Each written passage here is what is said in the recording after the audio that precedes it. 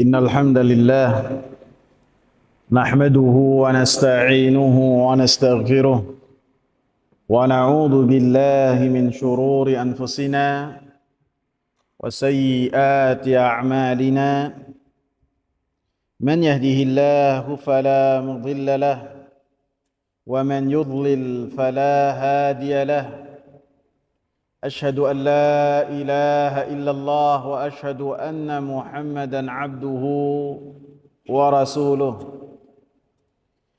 يا أيها الذين آمنوا اتقوا الله حق تقاته ولا تموتن إلا وأنتم مسلمون اللهم صل وسلم وبارك على نبينا محمد وعلى آله وصحبه ومن اتبع بهداه إلى يوم القيامة وبعد.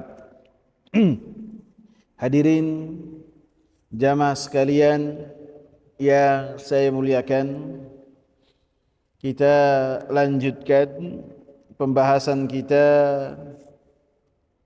di Kitabut Tauhid. Dalam pembahasan Kitabut Tauhid masih di bab yang ke-8, babun ma jaa fir ruqa wat tamaim, bab apa-apa yang tercantum yang berkaitan dengan ruqyah dan tamimah dan jimat. Kita masuk ke dalil yang berikutnya, dan pembahasan kita terkadang kesannya berulang-ulang karena yang kita bahas adalah kitab dan yang kita bahas adalah dalil. Jadi ketika dalilnya diulang, maka pembahasannya pun diulang juga, walaupun tidak secara menyeluruh. Terkadang ketika saya menyampaikan dan saya ingat bahwasanya pembahasan ini pekan sebelumnya sudah dibahas, maka saya langsung pindah ke dalam pembahasan yang lainnya.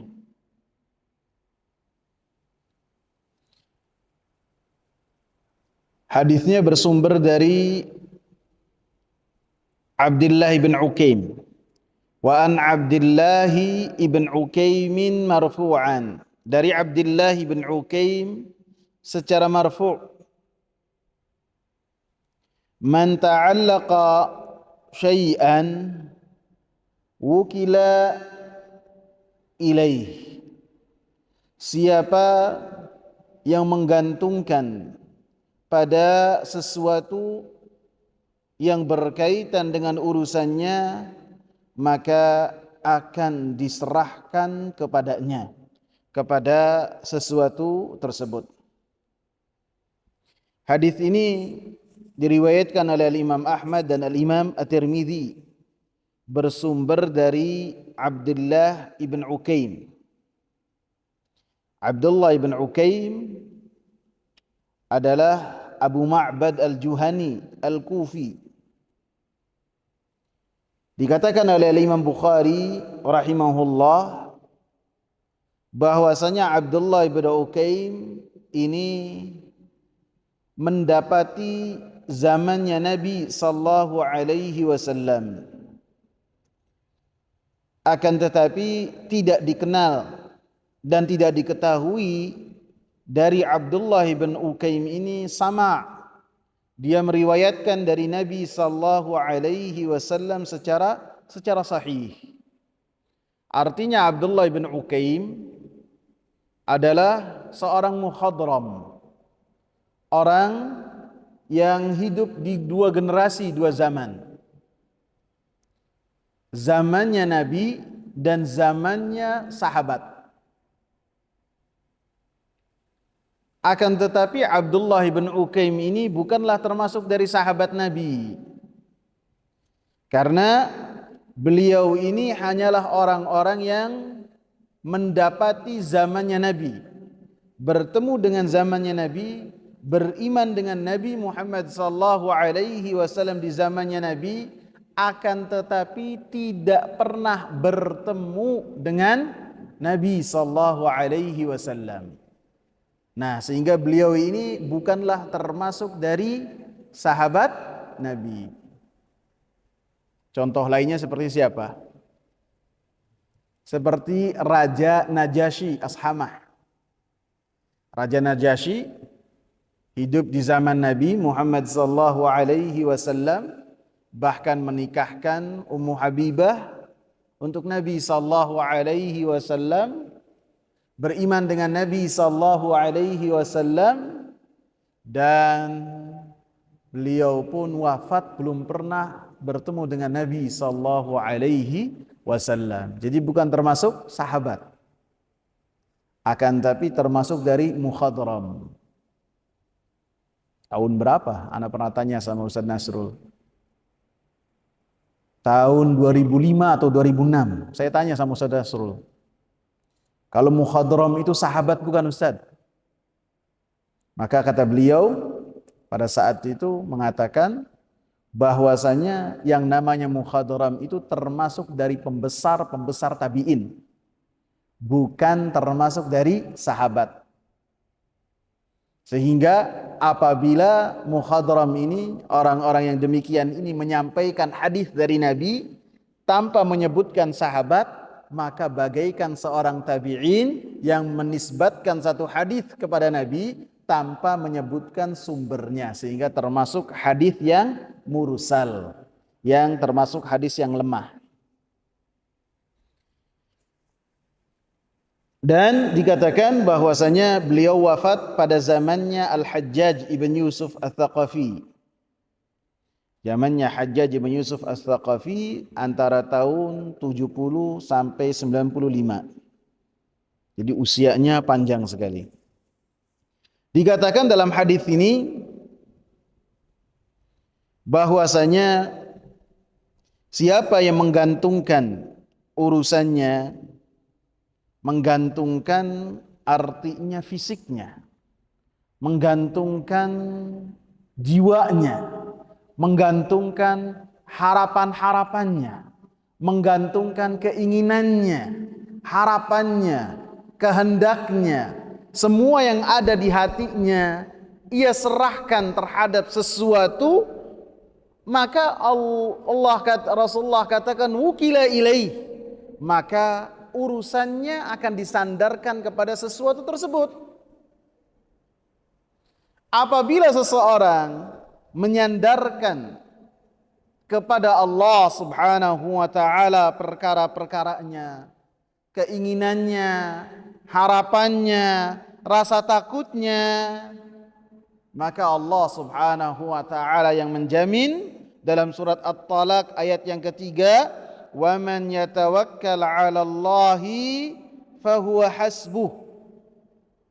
Siapa yang bertawakal kepada Allah Subhanahu wa taala, menyandarkan dirinya kepada Allah dan senantiasa berharap kepada Allah Subhanahu wa taala, berikhtiar mengambil asbab, maka Allah Subhanahu wa taala akan cukupkan semua perkaranya.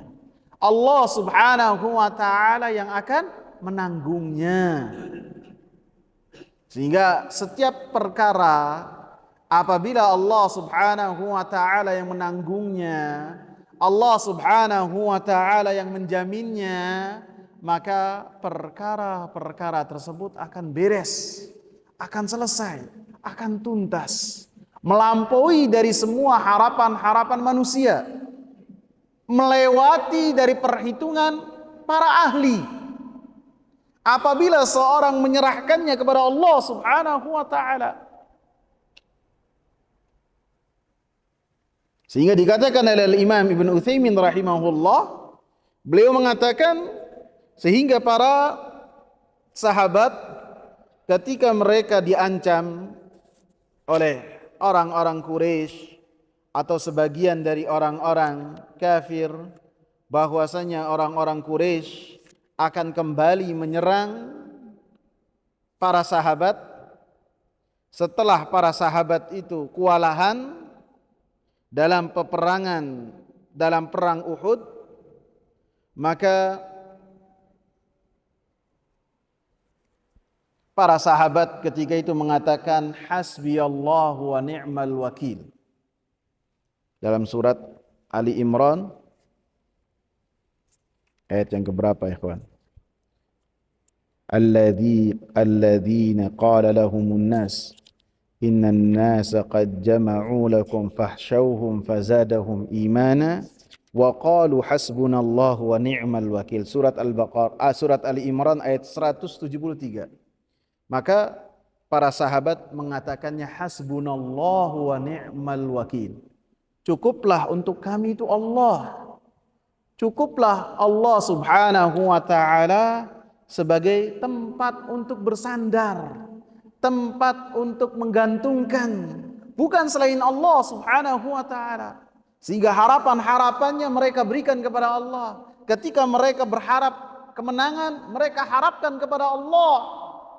Karena apabila Allah Subhanahu wa taala memberikan pertolongan, maka tidak akan ada yang mampu mengalahkan seseorang, tidak ada.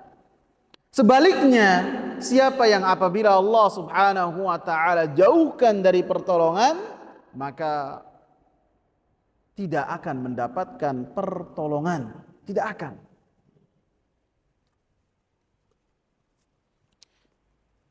Maka disebutkan wukila ilaih, maka semua urusannya akan bersandar terhadap hal tersebut. Jadi apabila bersandarnya kepada Allah Subhanahu wa taala, maka itu adalah sebaik-baik sandaran. Sebaik-baik bertawakal kepada Allah Subhanahu wa taala.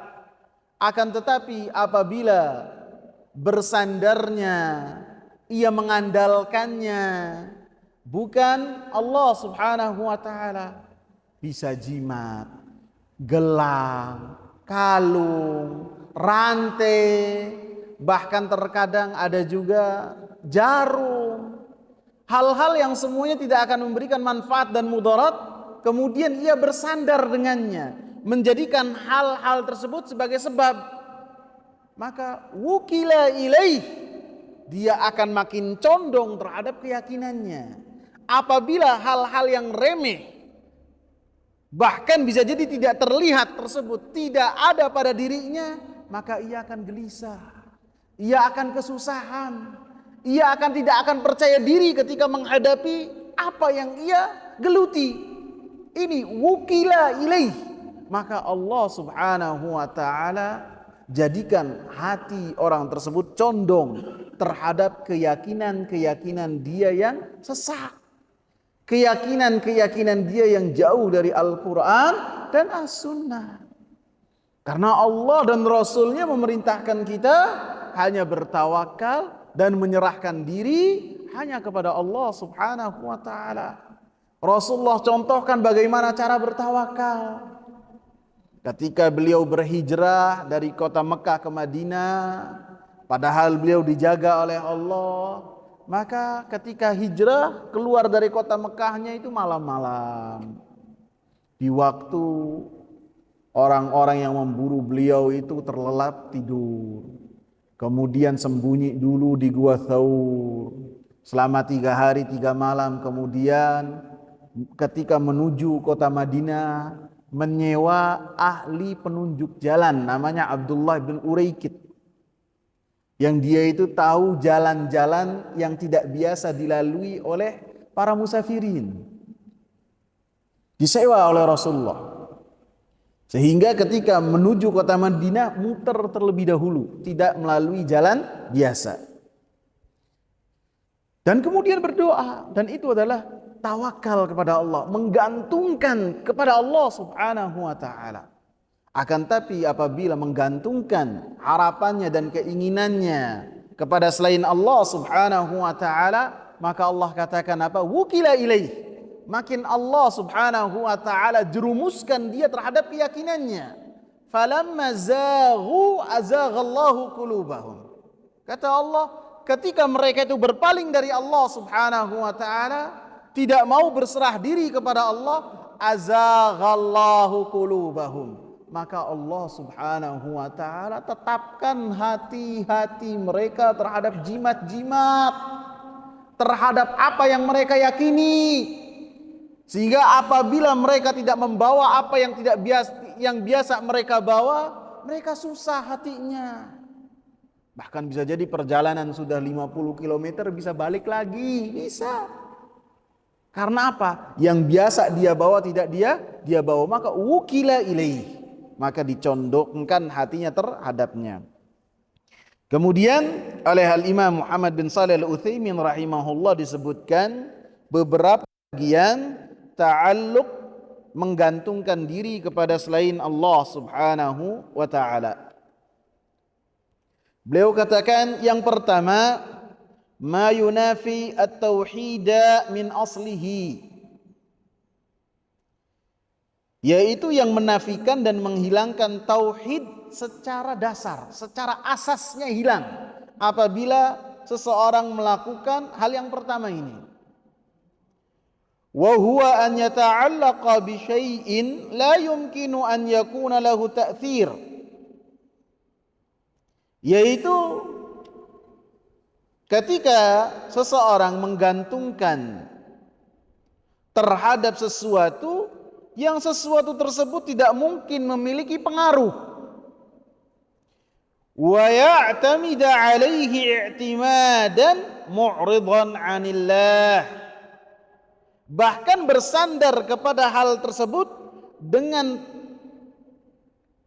cara yang dia itu berpaling dari Allah Subhanahu wa taala. Dia bersandar kepada hal tersebut dengan penyandaran yang dia itu berpaling dari Allah Subhanahu wa taala. Padahal sudah jelas hal tersebut tidak memiliki pengaruh. Akan tetapi ia condong terhadap hal tersebut.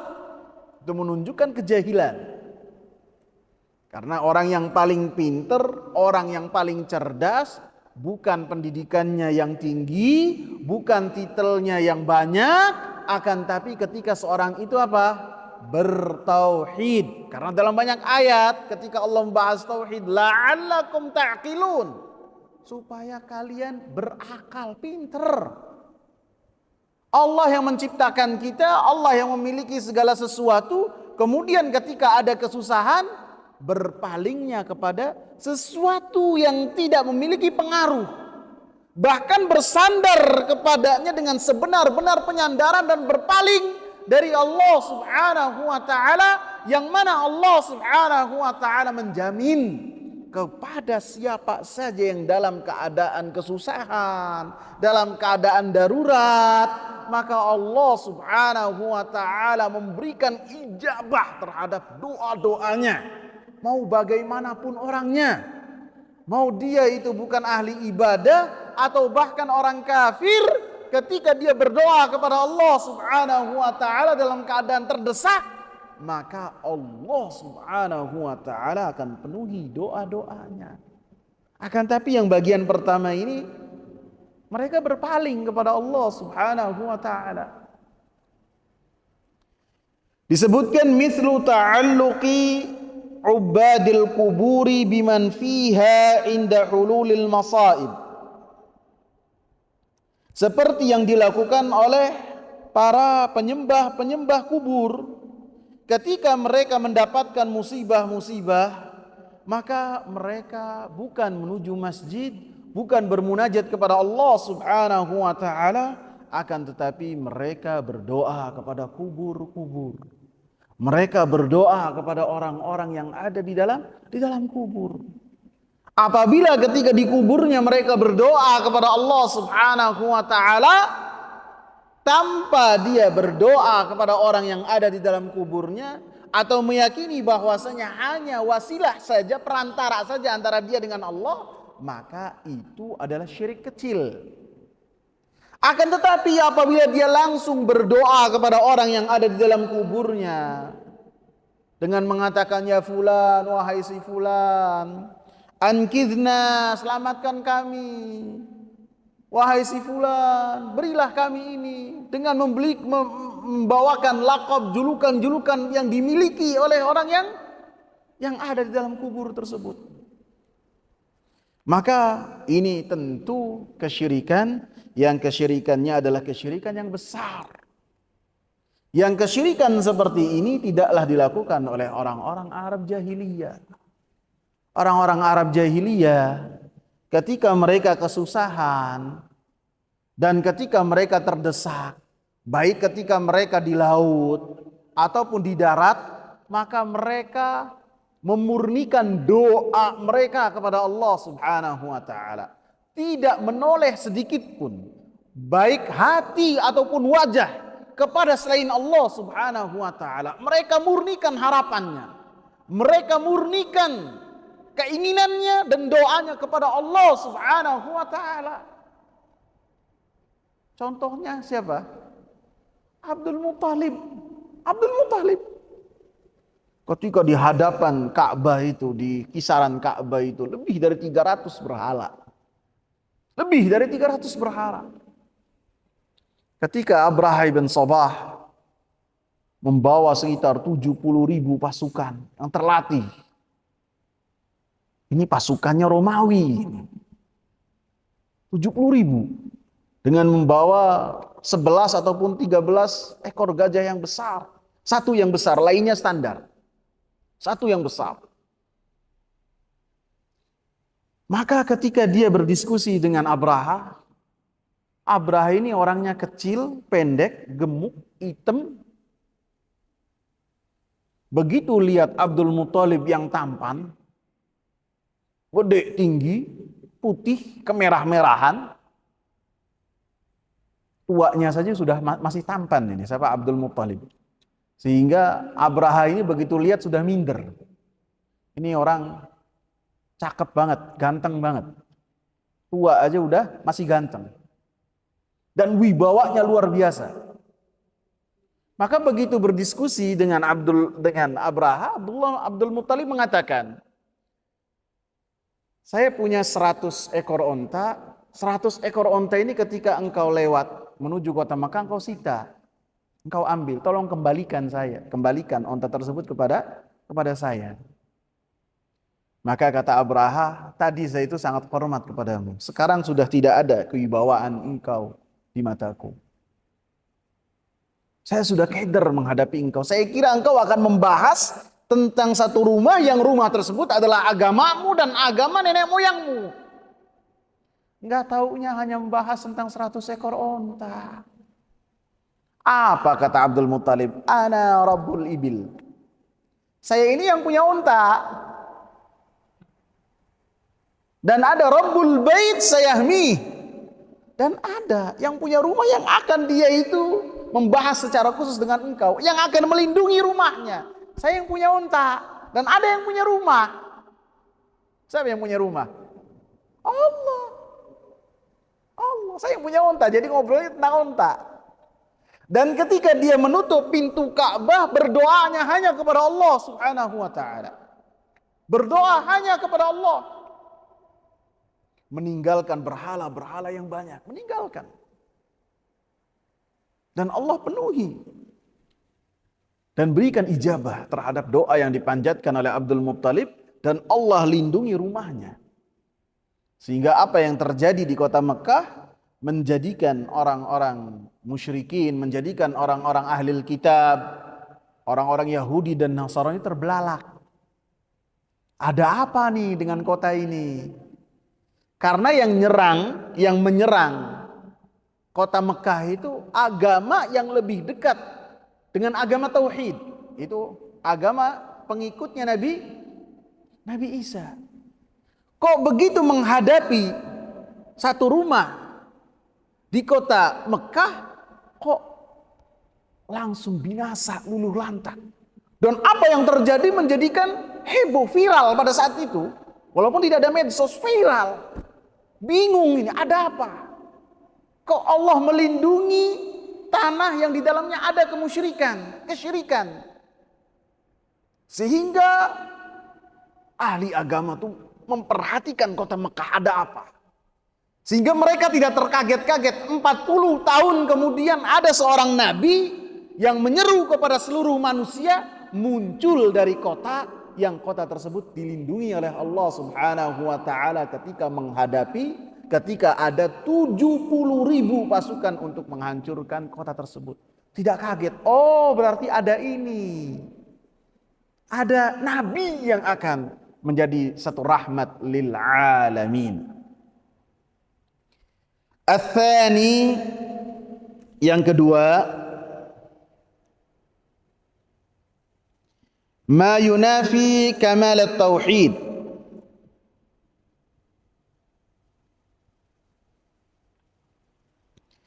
yang menafikan kesempurnaan tauhid. Wa huwa an ya'tamida ala sababin syar'i sahihin ma'al ghaflati 'anil musabbib wa huwa Allahu azza wa jalla. Yakni ketika seseorang bersandar kepada satu sebab, yang sebab itu adalah sebab yang syar'i, sebab yang sahih, yang telah diperintahkan oleh Allah dan telah diperintahkan juga oleh Rasulullah. Akan tetapi ketika bersandar terhadap sebab yang syar'i tersebut, sebab yang boleh tersebut, ma'al ghaflati 'anil musabbib, akan tetapi orang tersebut lalai dari yang memberikan sebab terhadap sebab tersebut, yakni Allah Subhanahu wa taala. Artinya ketika seseorang melakukan sebab tersebut, hatinya tidak condong kepada Allah Subhanahu wa taala. Dia condong terhadap sebab tersebut.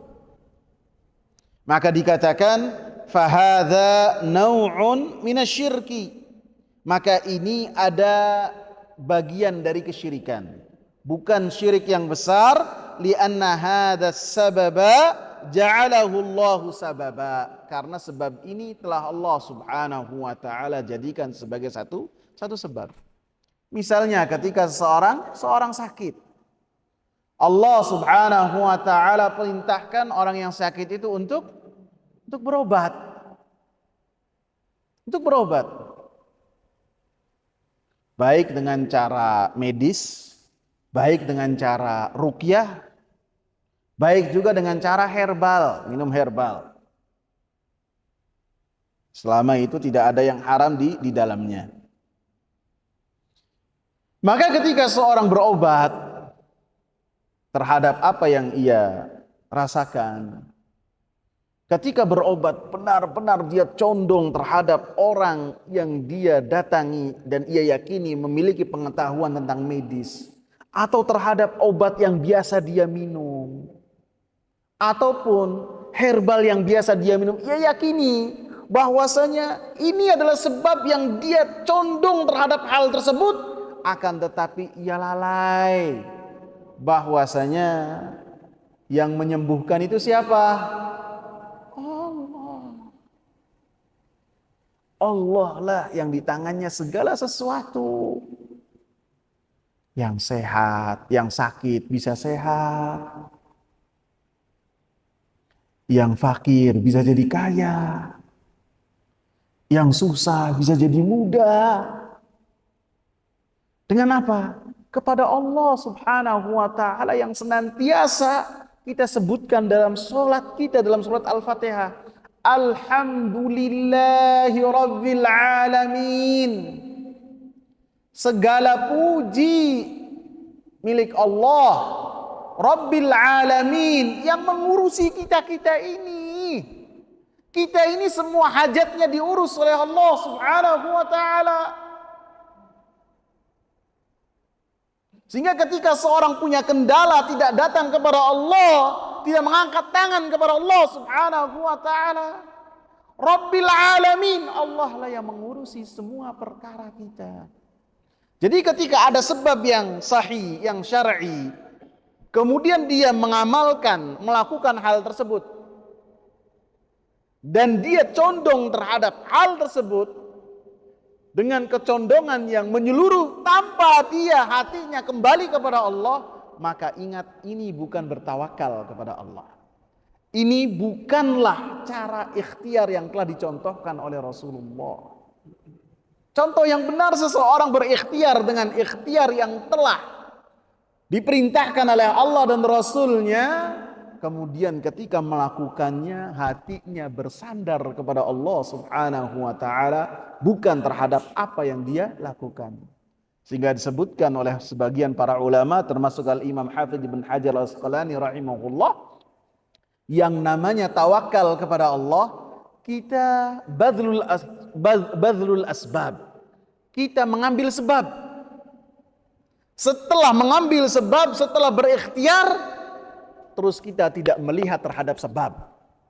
Kita tinggalkan sebab tersebut. Artinya apa? Hati kita kepada Allah Subhanahu wa taala.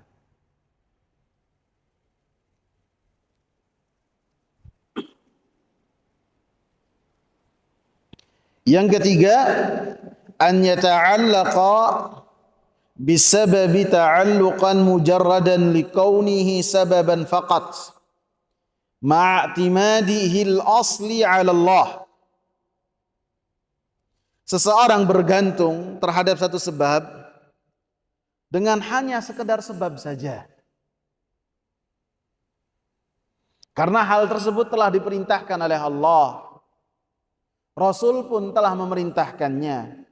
Akan tetapi penyandaran dia secara mendasar itu kepada Allah Subhanahu wa taala dengan sangat menyeluruh.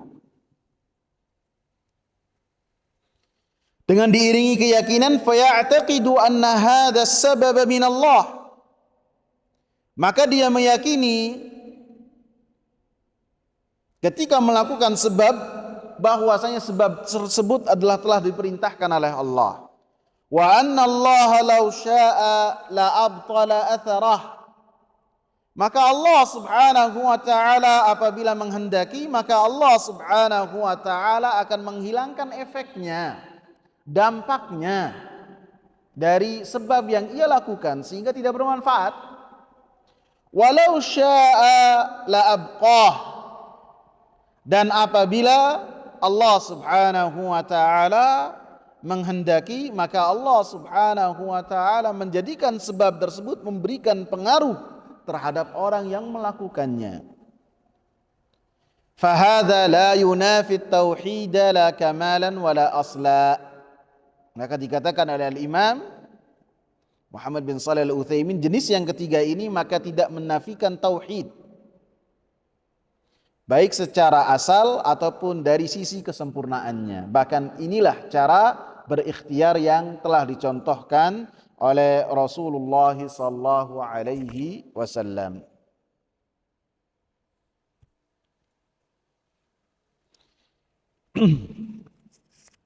Kemudian penulis kitab Al-Imam Muhammad, penulis kitab Tauhid, beliau mengatakan, lakin idza kana al-mu'allaqu minal Qur'an. Akan tetapi apabila yang digantungkan adalah dari Al-Qur'an. Jadi ini masuknya ke, oh bukan, saya lupa ini, afan, saya baca sebelumnya. At-tamaimu syai'un yu'allaqu 'ala al-auladi yattaquna bihi al-'aina. Yang namanya tamaim ataupun tamimah adalah sesuatu yang digantungkan terhadap anak-anak dalam rangka supaya anak-anak tersebut selamat dari mata jahat. Artinya supaya mereka tidak terkena mara bahaya anak-anak tersebut.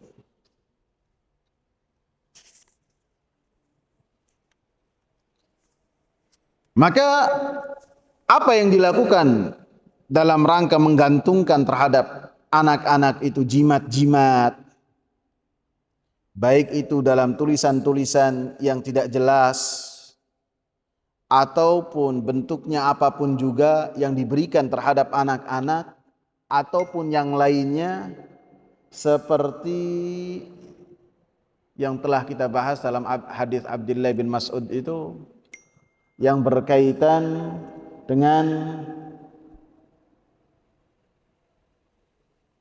apa tuh? Onta ya. Onta supaya tidak memakai, tidak dibiarkan ada tali busur panah yang sudah usang kemudian diikatkan di leher. maka itu semua tidak boleh untuk dilakukan. Karena dalam hadis-hadis yang sudah kita bahas, siapa yang melakukan hal tersebut maka termasuk melakukan kesyirikan. Bahkan semua perkaranya tidak disempurnakan oleh Allah Subhanahu wa taala. Ketika seorang melakukan hal tersebut supaya dalam rangka selamat dari mata jahat dan mara bahaya, fala atammallahu lahu, maka Allah Subhanahu wa taala tidak akan memberikan keselamatan terhadap apa yang ia kehendaki, baik anak ataupun kendaraan.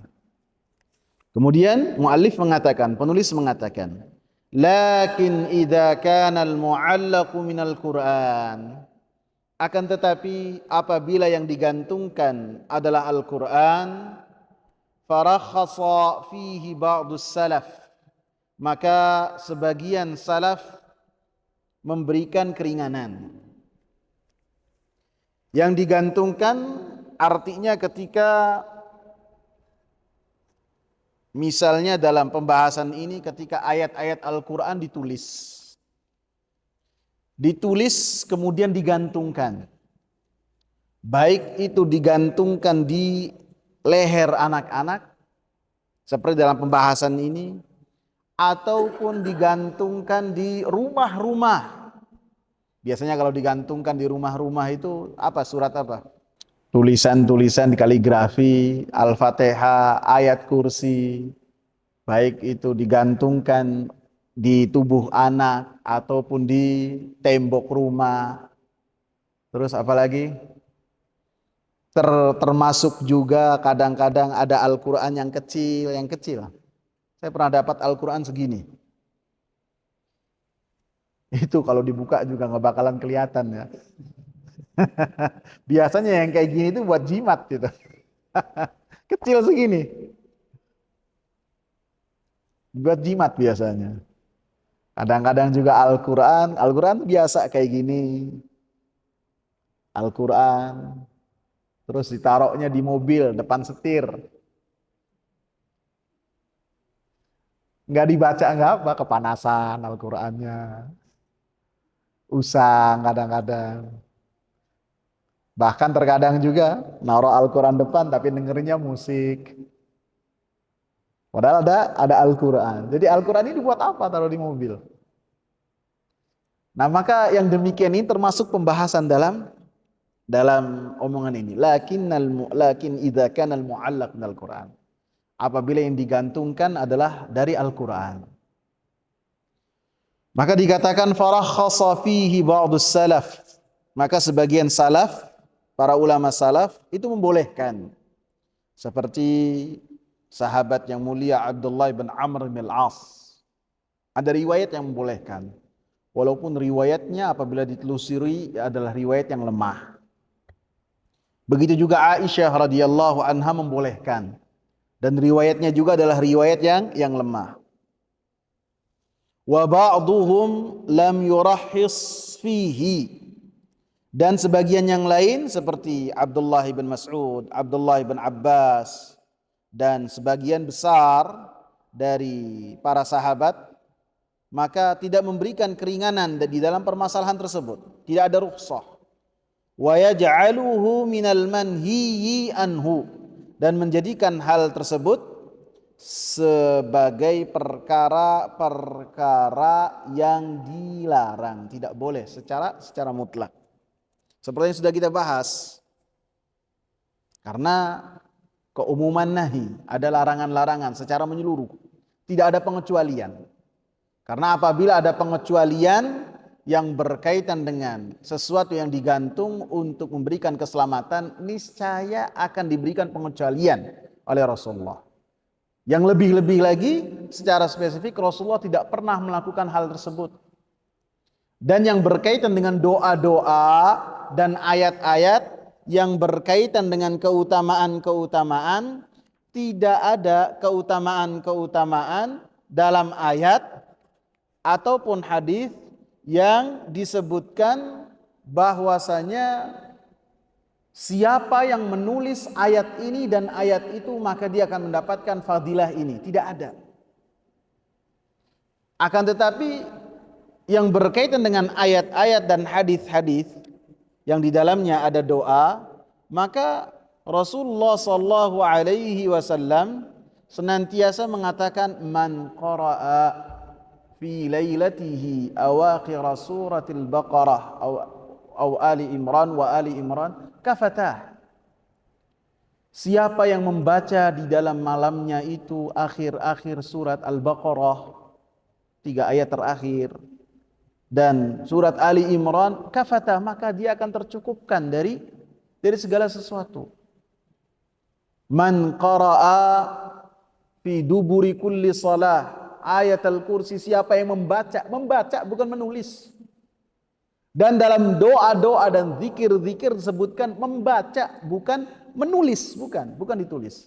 Sehingga yang berkaitan dengan keutamaan-keutamaan, maka keutamaan-keutamaan tersebut disebutkan adalah dengan cara dibaca. Maka pendapat yang kuat adalah pendapat yang hal tersebut dilarang. Baik itu dari Al-Quran ataupun bukan, maka dilarang secara mutlak.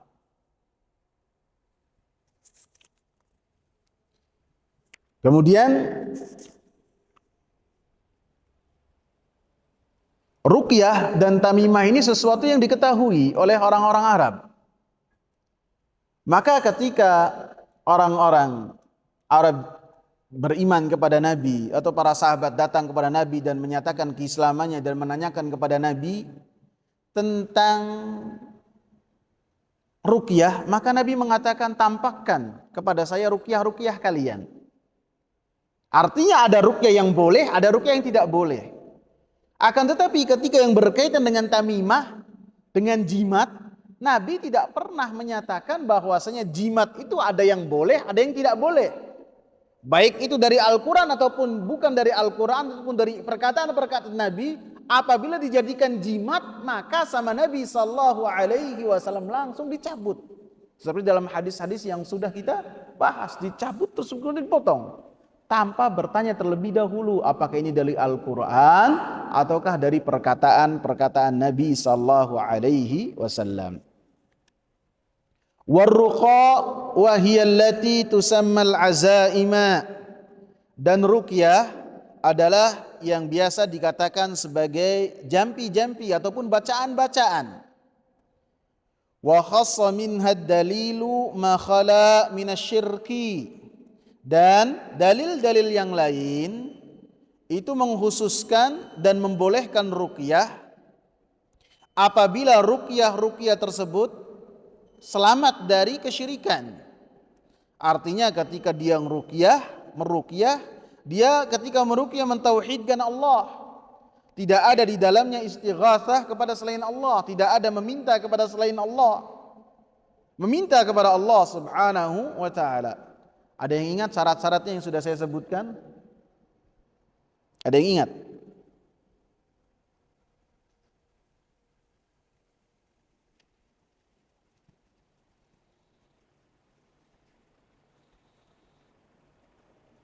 Yang pertama, haruslah dari Al-Quran dan As-Sunnah dan dari nama-nama Allah Subhanahu wa ta'ala dan sifat-sifatnya. Yang kedua, haruslah dipahami perkataannya.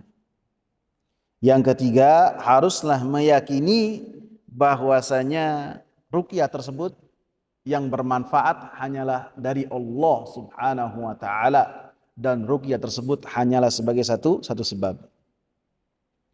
Wattiwalatu, adapun tiwalah, hiya syai'un yasna'unahu yaz'umuna annahu yuhabbibul mar'ata ila zawjiha warrajula ila imra'atih. Adapun tiwalah yang disebutkan dalam hadis Abdullah bin Mas'ud sebelum hadis Abdullah bin Uqaim adalah sesuatu yang biasa dilakukan oleh orang-orang Arab jahiliyah, yang mereka meyakini hal tersebut akan menjadikan seorang perempuan lebih lengket kepada suaminya, ataupun seorang suami lebih sayang dan cinta kepada istrinya. Apa namanya kalau di kita? Pelet ya. Jadi pelet ini dari dulu ada. Dan Rasulullah katakan pelet tersebut adalah kesyirikan kepada Allah Subhanahu wa taala. Kita lanjutkan hadis yang berikutnya. Wa rawa Ahmadu an Ruwaifi' qala li Rasulullah sallallahu alaihi wasallam.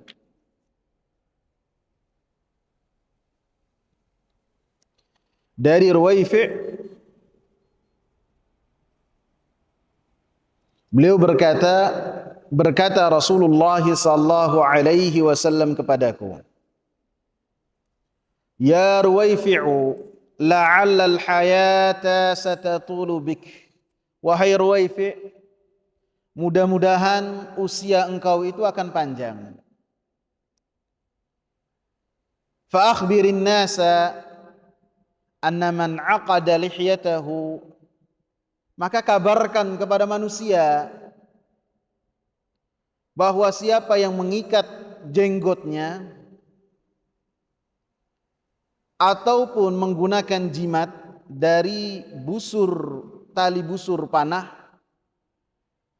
dipakaikan di hewan-hewan ternak mereka, awistanja biraji'i dabbatin aw azmin, atau kabarkan juga kepada manusia siapa yang cebok dengan menggunakan kotoran hewan dan cebok dengan menggunakan tulang, fa inna Muhammadan bari'un minhu, maka kabarkanlah kepada mereka bahwasanya Nabi Muhammad sallallahu alaihi wasallam berlepas diri dari apa yang telah mereka lakukan. Menunjukkan bahwasanya 3 hal yang disebutkan dalam hadis Ruwaifi' ini adalah termasuk dari dosa-dosa besar. Karena setiap dosa, setiap maksiat yang apabila Rasulullah sallallahu alaihi wasallam berlepas diri darinya, maka hal tersebut adalah termasuk dari dosa-dosa besar. Dosa besar itu adalah dosa-dosa yang tidak terhapus apabila seseorang melakukan kebaikan. Jadi ayat yang mengatakan innal hasanati yudhibna sayyiat, kebaikan-kebaikan akan menghilangkan dosa-dosa, kejelekan-kejelekan, dan hadis yang mengatakan wa atbi'is sayyi'atal hasanata tamhuha, dan iringilah kejelekan-kejelekan yang engkau lakukan dengan kebaikan, sehingga kebaikan tersebut akan menghapus kejelekan-kejelekan. Hadis dan ayat tersebut berkaitan dengan dosa-dosa kecil. Adapun dosa-dosa besar, maka wajib seseorang untuk bertaubat kepada Allah Subhanahu wa taala. Wajib, harus bertaubat. Sehingga apabila seseorang mati dan belum bertaubat dari dosa-dosa besar yang dia lakukan, maka pada hari akhir kelak di hadapan Allah Subhanahu wa taala, menurut akidah ahli sunnah wal jamaah, tahta masyiatillah, di bawah kehendak Allah Subhanahu wa taala. Apabila Allah menghendaki, maka Allah Subhanahu wa taala akan mengazabnya dengan keadilan. Dan apabila Allah Subhanahu wa taala menghendaki, maka Allah Subhanahu wa taala akan mengampuninya dengan rahmatnya. Dan ketika diazab, tidak selama-lamanya di dalam api neraka. Karena keyakinan ahli sunnah wal jamaah bahwasanya pelaku dosa-dosa besar itu tidaklah keluar dari agama ini. Masih ada keimanan di dalam hati-hati mereka. Sehingga ketika melakukan dosa-dosa besar, Seperti yang tercantum dalam hadis ini, seperti juga misalnya meninggalkan sholat, seperti juga zina, seperti juga riba, maka pada hari kiamat kelak dibawa kehendak Allah Subhanahu wa taala. Kecuali apabila seseorang bertaubat kepada Allah Subhanahu wa taala dengan taubat yang nasuha. Dia bertekad untuk tidak mau mengulangi lagi. Dia menyesal terhadap apa yang telah dia lakukan. Kemudian apalagi ada 3, menyesal, bertekad, ikhlas, meninggalkan dosa tersebut. Jangan sampai menyesal, jangan sampai bertekad tapi dia masih melakukan dosa tersebut. Harus meninggalkan. Diiringi juga dengan ikhlas, diiringi juga dengan ketika bertaubat, di waktu diterimanya taubat. Waktu diterimanya taubat kapan, ikhwan? Selama kita hidup. Kecuali apabila nyawa sudah sampai kerongkongan, maka taubatnya tidak diterima oleh Allah Subhanahu wa taala. Ataupun ketika matahari terbit dari barat, terkaget-kaget manusia, biasanya dari timur kok dari barat, maka pada saat itu taubat tidak diterima oleh Allah. Dan pada saat itu tidak ada orang yang beriman. Pada saat itu semua manusia kufur kepada Allah, manusia yang paling jelek pada saat itu. Tidak ada yang sujud, Al-Quran sudah diangkat. Karena Al-Quran itu bukan perhiasan. Al-Quran itu Allah turunkan sebagai apa? Untuk dibaca, untuk dipelajari, untuk diamalkan. Ketika manusia tidak mempedulikan Al-Quran, maka Allah Subhanahu wa taala menjaga kehormatan Al-Quran dengan ditarik kembali Al-Quran tersebut. Sehingga pada saat sebelumnya orang membuka Al-Quran, ada dibaca, orang-orang kafir bisa baca Al-Fatihah, bisa hafal Al-Fatihah. Maka ketika mereka membacanya sudah lupa. Jadi itu adalah bertaubat kepada Allah. Ketika bertaubat, maka taubatnya diterima oleh Allah. Dan apabila berkaitan dosanya itu dengan hak-hak manusia, maka harus ia meminta halal dari orang yang telah dia zalimi. Harus meminta halal. Sehingga dosa yang tidak diampuni termasuk dosa yang tidak diampuni adalah ketika seorang berbuat kezaliman. Dan orang yang dizaliminya meninggal dunia. Mau minta maaf sama ahli warisnya, nggak bisa. Ahli warisnya tidak bisa mewakili. Mau minta maaf ke siapa? Sehingga kezaliman tersebut akan ia bawa sampai bertemu dengan Allah Subhanahu wa taala. Apapun kezalimannya. Baik itu kezaliman yang berkaitan dengan fisik, berkaitan dengan harta, berkaitan dengan kehormatan juga.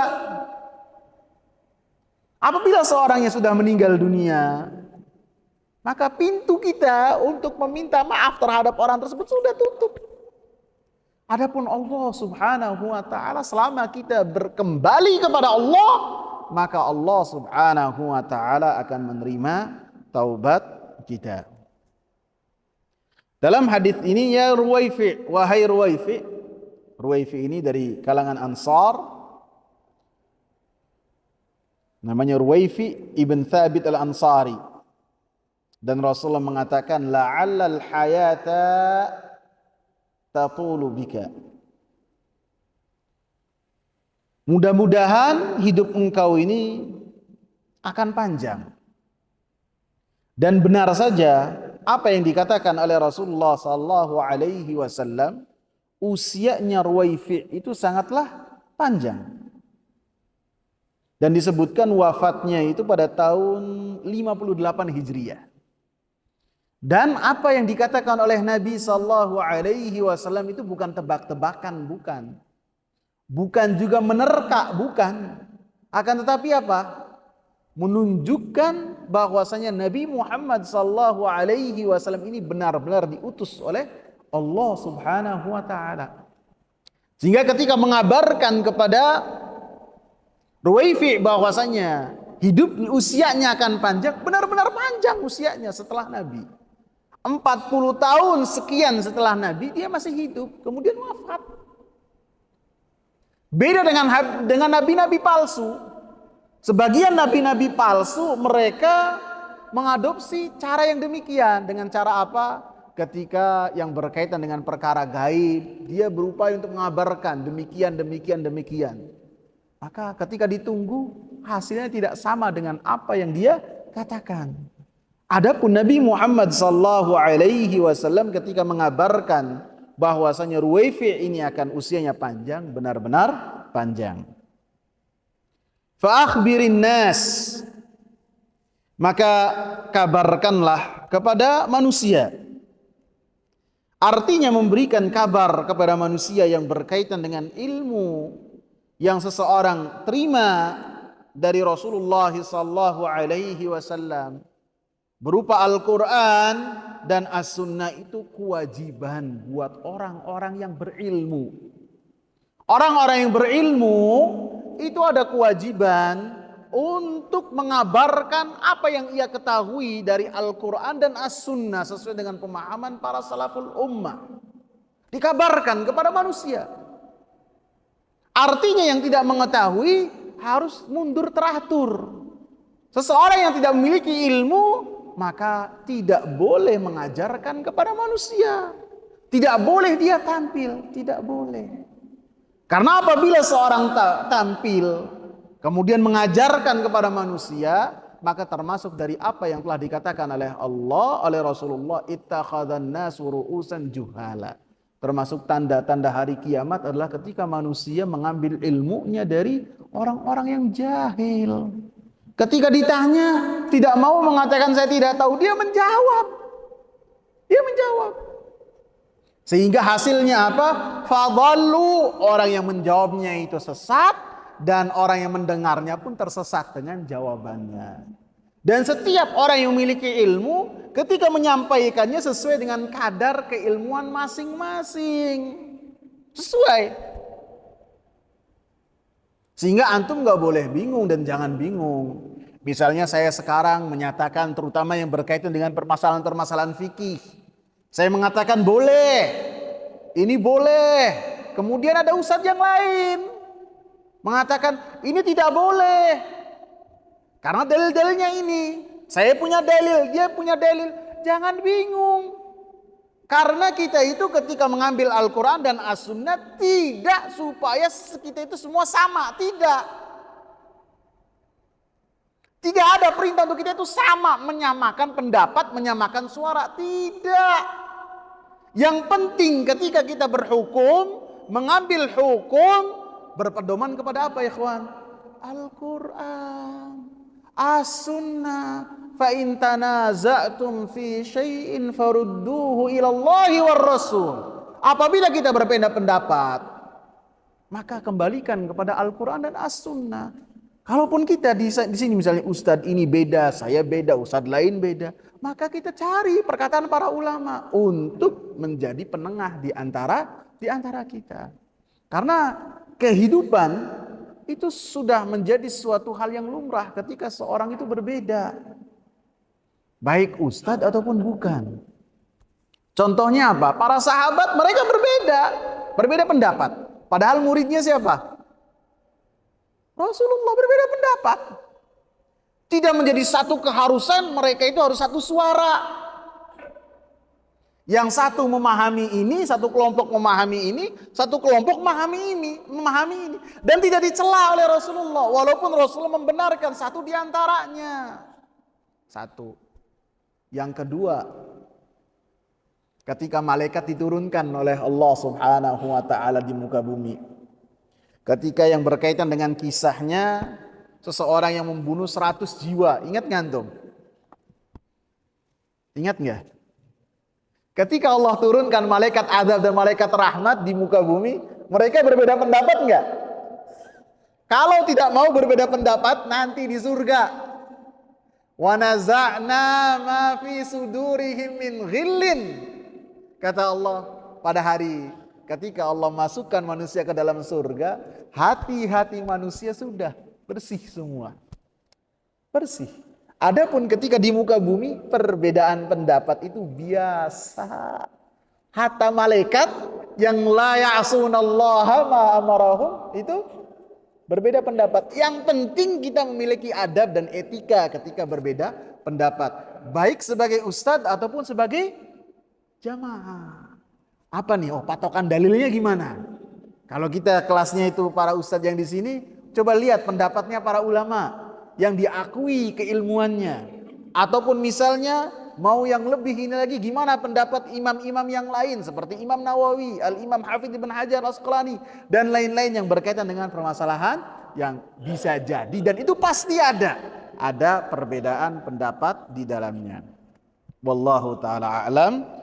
Insyaallah akan kita lanjutkan pada pertemuan yang akan datang. Subhanakallahumma bihamdika asyhadu an la ilaha illa anta astaghfiruka wa atubu ilaih. Assalamualaikum warahmatullahi wabarakatuh.